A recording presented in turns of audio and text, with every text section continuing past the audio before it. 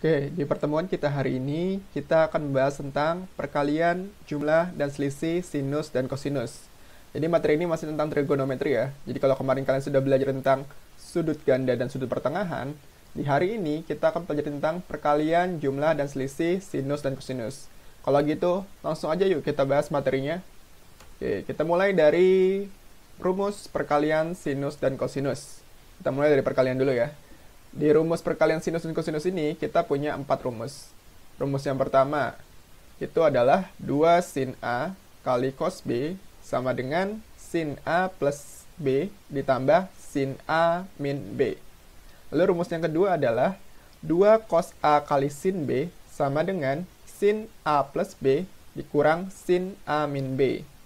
Lalu rumus yang ketiga adalah 2 cos A kali cos B sama dengan cos A plus B ditambah cos A min B. Lalu rumus yang keempat adalah min 2 sin A kali sin B sama dengan cos A plus B min cos A min B. Oke, jadi di sini ada 4 rumus untuk perkalian sinus dan kosinus. Untuk materi ini relatif gampang. Kenapa? Karena untuk menyelesaikan soalnya, kita tinggal memasukkan rumusnya aja. Jadi misalkan contoh ada soal diminta menentukan nilai dari 2 cos 75 dikali cos 15. Berarti kan kita bisa menggunakan rumus yang ini ya, yang ketiga. Karena 2 cos kali cos. Jadi seperti itu ya. Ketika kalian menemukan soal perkalian, tinggal dilihat aja kira-kira bentuknya sama kayak rumus yang nomor berapa nih. Nah, berarti nanti kalian tinggal pakai rumus yang sesuai untuk mencari nilainya. Oke, biar lebih paham, kita masuk ke contoh soal ya. Contoh soal yang pertama. Tanpa menggunakan kalkulator, tentukan nilai trigonometri 2 kali sin 75 derajat dikali cos 15 derajat. Oke, langsung aja. Berarti nih, lihat ya. 2 sin 75 derajat dikali cos 15 derajat. Perkalian ya. 2 sin kali cos. Berarti kira-kira kita bisa pakai rumus yang mana yang tadi? Nah, ternyata bentuk soal ini sama kayak rumus nomor 1 yang tadi ya. Nah, rumus nomor 1 itu kan nih, seperti ini. Karena 2 sin A kali cos B sama dengan sin A plus B tambah sin A min B.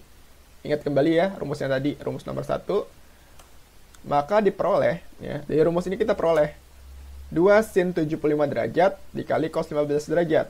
Nah, 75 ini sebagai A ya, sebagai A. 15-nya dia sebagai B. Sehingga kalau kita masukin rumus nih, jadi seperti ini.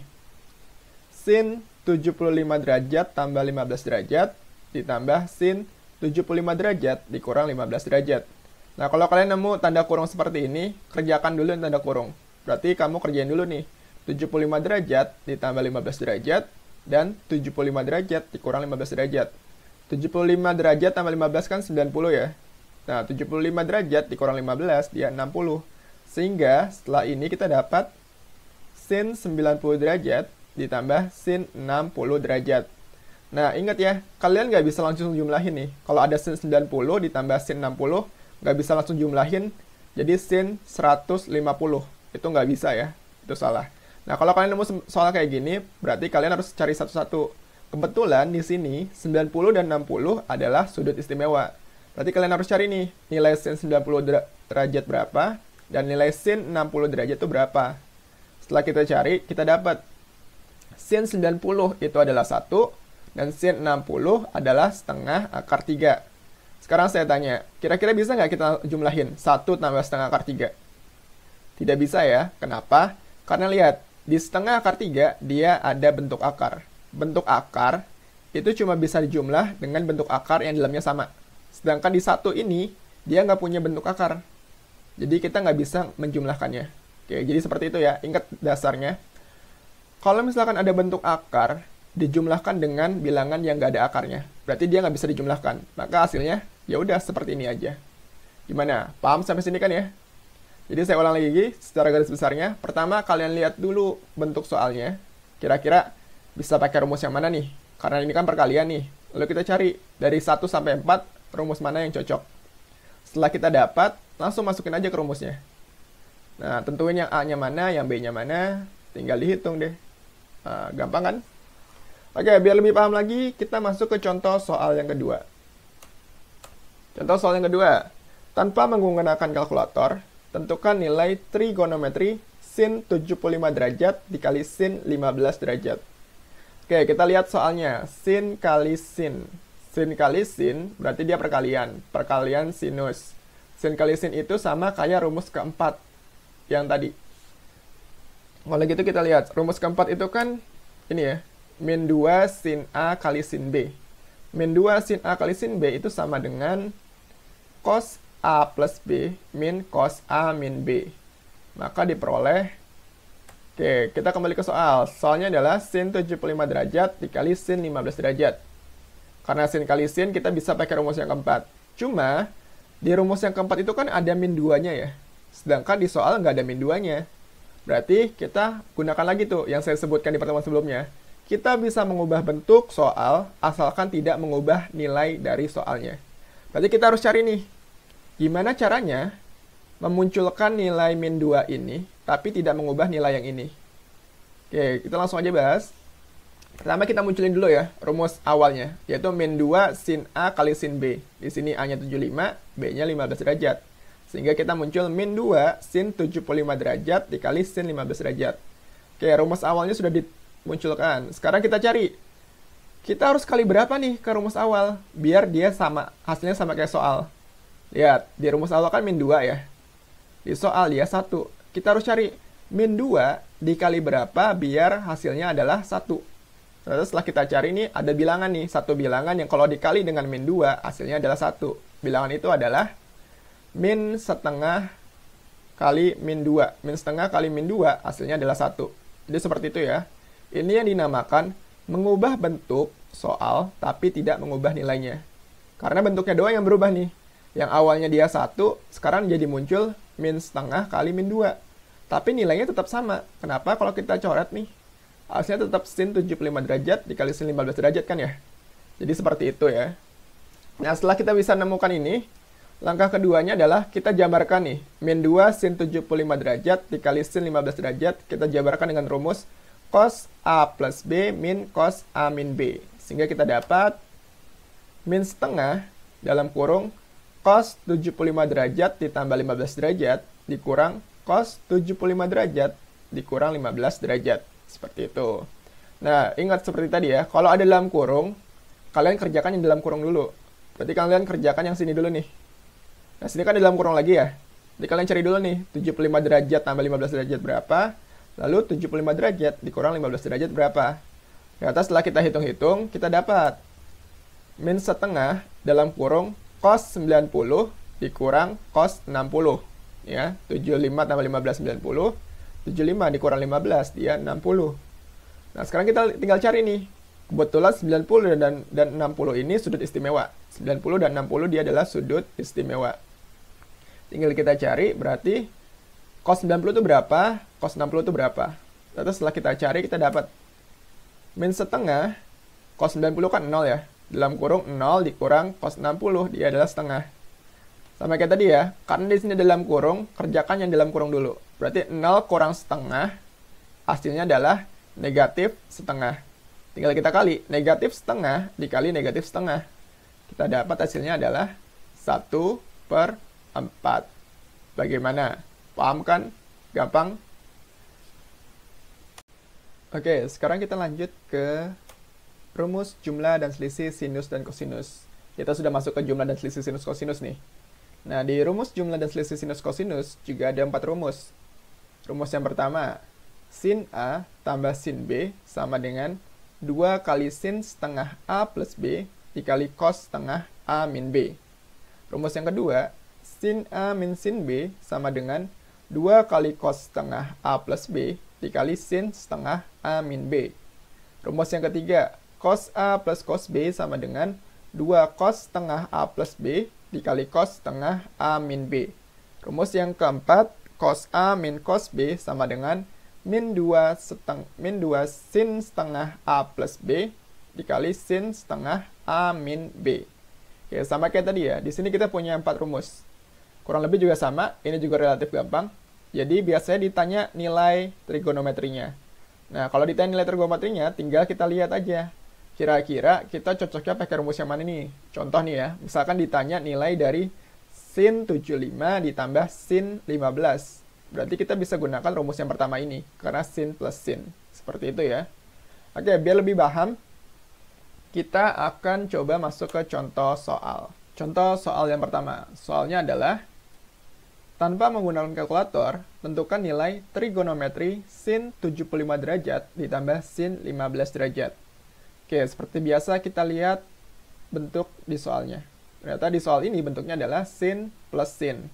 Berarti kita bisa menggunakan rumus yang pertama ya. Rumus pertama untuk jumlah dan selisih sinus kosinus. Rumus yang pertama itu kan adalah sin A tambah sin B sama dengan 2 sin setengah A plus B dikali cos setengah A min B. Nah, karena di soalnya itu adalah sin 75 derajat ditambah sin 15 derajat, berarti di sini A-nya adalah 75 derajat, B-nya adalah 15 derajat. Sehingga setelah kita lihat di soal ini, langsung aja masukin ke rumusnya. Nah, kita dapat 2 sin setengah 75 ditambah 15 derajat dikali cos setengah 75 dikurang 15 derajat. Sampai kayak tadi ya. Kita kerjakan dulu yang dalam kurung nih. Dijumlah dulu dan ini dikurang dulu. Sehingga setelah kita jumlah yang ini dan dikurang yang ini, kita dapat hasilnya adalah 2 sin 75 tambah 15 kan 90 ya. 75 tambah 15, 90. 90 dikali setengah. Sehingga dapatnya 45 derajat. Lalu 75 derajat dikurang 15 kan 60 ya. 60 dikali setengah, dapatnya berarti 30 derajat. Jadi di sini jadinya 2 sin 45 derajat dikali cos 30 derajat. Sama kayak tadi, cari dulu nih. Karena kebetulan 45 derajat dan 30 derajat ini sudut istimewa, kita cari dulu nilai sin 45 berapa dan nilai cos 30 berapa. Ternyata setelah kita cari, kita dapat sin 45 derajat itu adalah setengah akar 2. Sedangkan cos 30 derajat adalah setengah akar 3. Nah, tinggal kita kalikan semuanya. Jadi 2 dikali setengah akar 2 dikali setengah akar 3. Oke, 2 sama 2 bisa dicoret ya. Jadi hasilnya akar 2 dikali setengah akar 3. Ada akar. Tinggal dikali aja yang akarnya. Berarti akar 2 kali akar 3. Dapatnya akar 6. Sehingga untuk soal nomor 1 ini, jawabannya adalah setengah akar 6. Bagaimana? Paham kan? Gampang lah ya. Oke, kalau gitu lanjut ke contoh soal yang kedua. Soalnya adalah, tanpa menggunakan kalkulator, tentukan nilai trigonometri sin 40 derajat min sin 20 derajat per cos 40 derajat min cos 20 derajat. Wah Pak, kok udah beda Pak bentuknya? Tenang, walaupun bentuk soalnya beda, tapi cara pekerjaannya masih sama. Kalau kalian nemu bentuk soal kayak gini, lihat aja, atasnya lihat apa? Atasnya kan sin kurang sin ya, bawahnya cos kurang cos. Nah, soal yang ini masih menggunakan rumus jumlah dan selisih sinus kosinus. Caranya gimana? Kita hitung satu persatu. Hitung yang atas dulu dan hitung yang bawah dulu. Untuk yang atas kan sin kurang sin. Sin kurang sin berarti dia bisa pakai rumus yang kedua. Lalu yang bawahnya, cos kurang cos, dia bisa pakai rumus yang keempat. Langsung aja kita tulis rumusnya. Oke, yang atas ya, sin A min sin B per cos A min cos B. Kita langsung cari rumus untuk sin A min sin B itu kan adalah 2 cos setengah A plus B dikali sin setengah A min B kan ya. Rumus yang kedua nih. Lalu untuk cos A min cos B, rumusnya adalah min 2 sin setengah A plus B dikali sin setengah A min B. Ini rumus yang keempat. Nah, karena soalnya adalah sin 40 derajat min sin 20 derajat per cos 40 derajat min cos 20 derajat, jadi kita lihat nih, A-nya di sini 40, B-nya di sini 20. A sama B-nya udah ketahuan, tinggal dimasukkan ke rumus yang di sini. Sehingga kita dapat 2 cos setengah 40 derajat ditambah 20 derajat dikali sin setengah 40 derajat min 20 derajat per min 2 sin setengah 40 derajat tambah 20 derajat dikali sin setengah 40 derajat min 20 derajat. Sama kayak tadi ya. Hitung dulu yang dalam kurung nih. Berarti yang ini dijumlahin, yang ini dikurang.